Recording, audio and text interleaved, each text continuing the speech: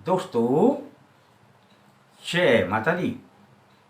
मैं सत्यनारायण शर्मा अल्टीमेट ज्ञान में आपका हार्दिक स्वागत करता हूं। दोस्तों, एक व्यक्ति अपना व्यापार शुरू करता है। वह था तो इंजीनियर, लेकिन उसमें अपनी योग्यता इतनी थी कि वह जो व्यापार करता है उसमें उसको जो भी करता है सफलता मिलती चली जाती है। और एक दिन वह पूंजीपति बन जाता है। इतना पैसा अनाप शनाप उसके पास हो जाता है कि गिनती करने की जरूरत नहीं पड़ती। परंतु जब बहुत अधिक पैसा आ जाता है दोस्तों, तब समय एक सा नहीं रहता। कहीं ना कहीं से बुद्धि पलट जाती है, और जब बुद्धि पलट जाती है तो वह गलत फैसले लेने लग जाता है। और ऐसा ही उस व्यक्ति के साथ हुआ कि उसने भी कुछ ऐसे गलत फैसले लिए कि उसकी वजह से जो उसका करोड़ों का नुकसान हुआ कि वह व्यक्ति जहां से चला था वहीं पर आ गया। अब उसके पास कुछ नहीं था। और एक दिन वह निराश हताश बैठा हुआ था एक पार्क में, और सोच रहा था कि क्या करूं और क्या ना करूं। इतनी ही देर में एक वृद्ध उनके पास आ जाते हैं, और वह वृद्ध व्यक्ति आकर के पूछ लेते हैं कि बेटा, लगता है आप कुछ निराश हैं। तब वह व्यक्ति कहने लगा कि सचमुच बाबा, मैं निराश हूं। और फिर उन्होंने अपनी आप बीती सुनाई कि अब मेरे पास कुछ नहीं है।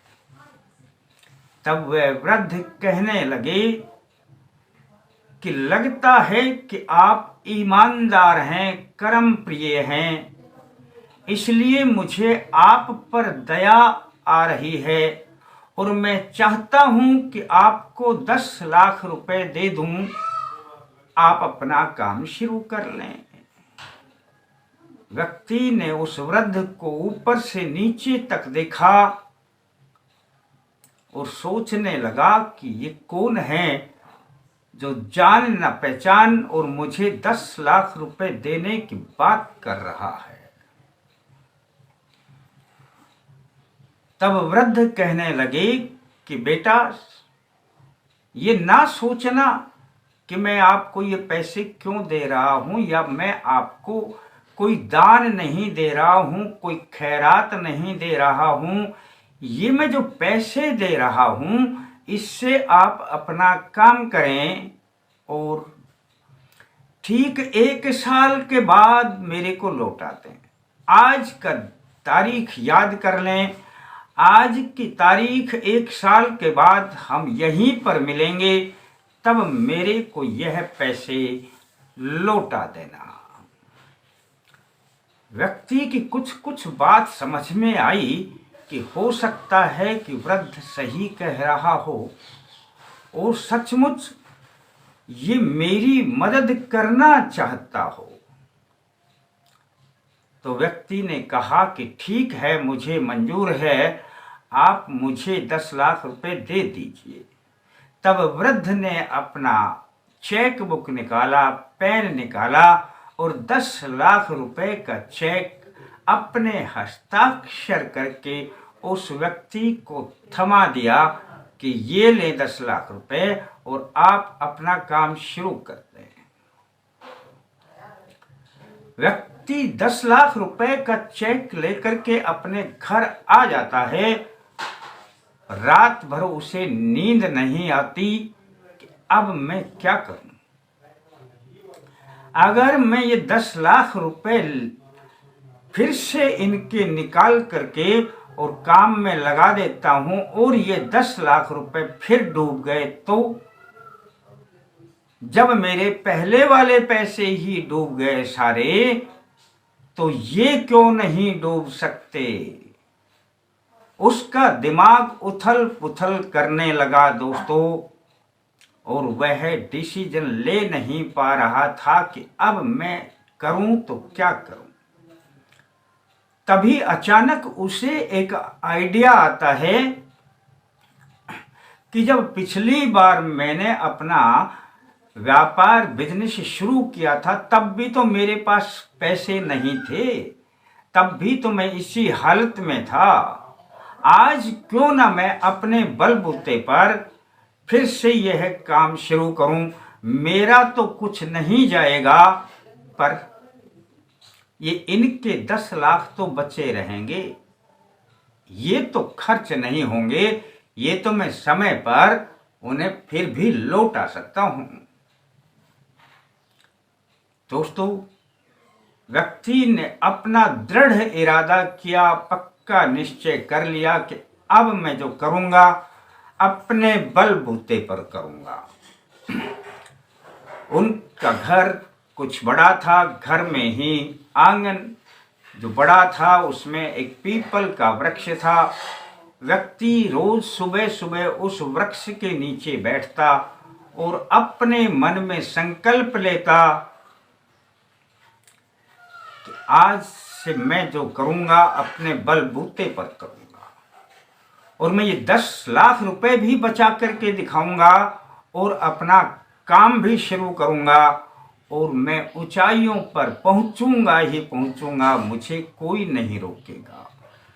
बस दोस्तों, रोजाना यह दृढ़ संकल्प लेता और अपने कार्य में लग जाता। वह एक इंजीनियर था। उन्होंने धीरे धीरे करके एक ऐसी गाड़ी का मॉडल निकाला, महीने 2 महीने में ही उसकी मॉडल को खरीदने वाली कंपनियां तैयार हो गई और वह लाखों रुपए में मॉडल बिका। और लाखों रुपए मिलने के बाद उन्होंने फिर से अपना व्यापार शुरू किया और शीघ्र ही 1 साल में ही वे करोड़ों का मालिक बन गया। दोस्तों, जब वह दिन आया तब ठीक उसी तारीख को 1 साल पूरा होगा। उस दिन वह व्यक्ति उसी पार्क में उसी जगह पहुंच जाता है जहां पर उस वृद्ध व्यक्ति से मिलना था।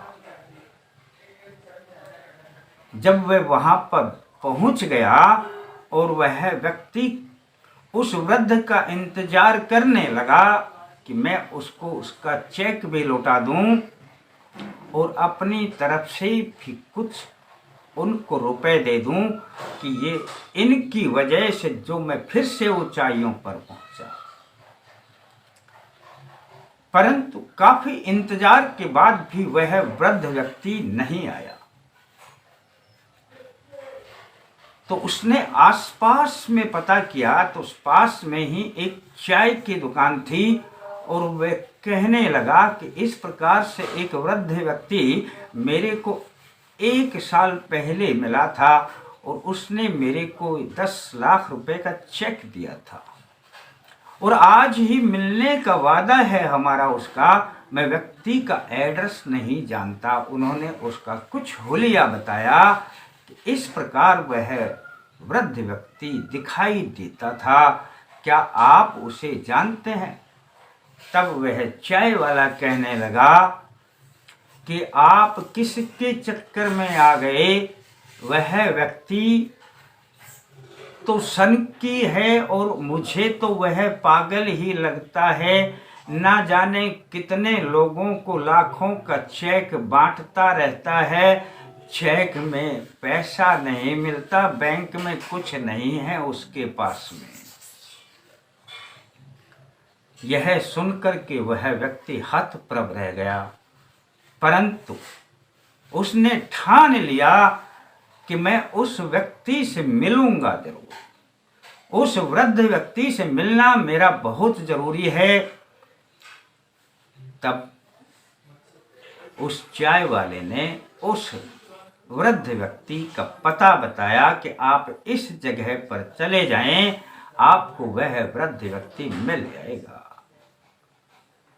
दोस्तों, वह व्यक्ति वो चेक लेकर के उनके पास में चले जाते हैं। वृद्ध व्यक्ति आराम से अपने घर में एक चारपाई पर बैठे हुए थे। उस व्यक्ति को देख करके वृद्ध व्यक्ति भी पहचान जाता है और वृद्ध व्यक्ति मुस्कुरा कर कहने लगे, क्यों बेटे, क्या आपका व्यापार चला या नहीं चला? मेरे पैसे लाए या नहीं लाए? तब वह व्यक्ति कहने लगा कि बाबा, आपके पैसों से इतना व्यापार चला कि मेरे पास करोड़ों रुपए हो गए। आज मेरी वही स्थिति हो गई जो पहले रहा करती थी। आपके पैसों ने इतना काम किया, पर मुझे ये पैसे निकालने की जरूरत नहीं पड़ी। यह तो मैंने चेक अपने पूजा स्थान पर ही रख दिया था और यह चेक मैं आपको आपके वादे के मुताबिक लौटाने के लिए आया हूं और साथ में 1,00,000 रुपए भी लाया हूं कि आपके पैसों से जो मेरा व्यापार चला उससे मैंने करोड़ों कमाए।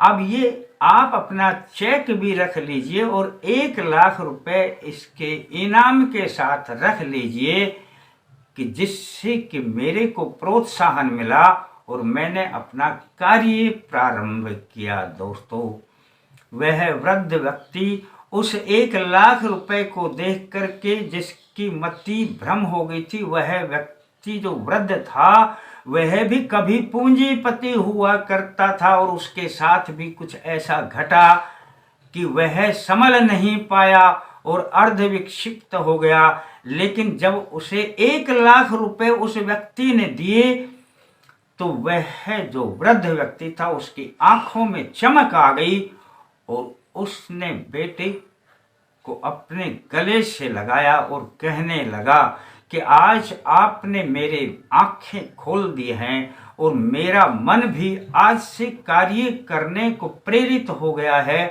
और आज से मैं फिर काम करूंगा और फिर से मैं भी ऊंचाइयों पर पहुंच कर दिखाऊंगा। दोस्तों, यह है दृढ़ इरादा। पक्का जो सोच लेता है मन में उसका कार्य होता ही होता है, उसे कोई रोक नहीं सकता। अब जैसा कि मैंने वीडियो में बताया कि आप सुबह उठकर इस वृक्ष के नीचे बैठ जाएं और बस यह सोचें या बोलें। दोस्तों, पीपल का जो वृक्ष है उसके अंदर इतनी ऑक्सीजन हुआ करती है, वो देता है इतनी ऑक्सीजन देता है कि उससे हमारा जो मन है वो एकदम कंट्रोल में रहता है, काबू में रहता है और कभी भी अनावश्यक बातें नहीं सोचता। यदि 5 मिनट भी आप इस वृक्ष के नीचे लंबी और गहरी सांस लेंगे तो समझ लेना कि आपका चित्त उस दिशा में काम करेगा जिस दिशा में आप जाना चाहते हैं और आपको वो सही डिसीजन मिलेगा, सही फैसला मिलेगा, जहां से आपको सब कुछ मिलेगा। ये बातें आजमा कर देख लेना दोस्तों। आपके आंगन में न सही पर पीपल का वृक्ष यदि किसी मंदिर के पास में मिल जाए तो वहां पर चले जाना। किसी भी देव का मंदिर हो, उस पीपल के नीचे बैठ जाना और देव के मंदिर के पास में पीपल ना हो तो किसी भी पीपल के नीचे बैठ जाना। दोस्तों, सभी देवों का वास होता है और 24 घंटे ऑक्सीजन देता रहता है, इसीलिए इसे वृक्षराज कहा जाता है। बस दोस्तों, और आपने करना भी कुछ नहीं है, बस दोस्तों आपने लंबा और गहरा श्वास लेना है। और लंबा और गहरा श्वास लेने के बाद आप जितनी देर तक श्वास को रोकें तब तक मन में सोचना है दोस्तों कि हे प्रभु, बस आप अपना आशीर्वाद मुझ पर बनाए रखें, बाकी मैं सब संभाल लूंगा। इतना सब बोल दिया करें, चाहे मन में सोच लिया करें। मन में सोच लेना चाहे बोल देना, पर बोलोगे तो श्वास निकलेगा, इसलिए मन में सोचना ही उत्तम रहता है। आपने श्वास को गहरा भरा और जहां श्वास रुक गया उसे रोक लेना, और जब तक रुके तब तक यह सोचते रहना कि हे प्रभु, बस आप मुझ पर अपना आशीर्वाद बनाए रखें, बाकी मैं सब संभाल लूंगा। यह अपने मन में सोचना है बस दोस्तों, और फिर श्वास को छोड़ देना। जितनी देर भी सोचा जाए सोच लेना। फिर से श्वास को लंबा भरना है और फिर से यही सोचना है। जितनी देर सांस रुके फिर छोड़ देना।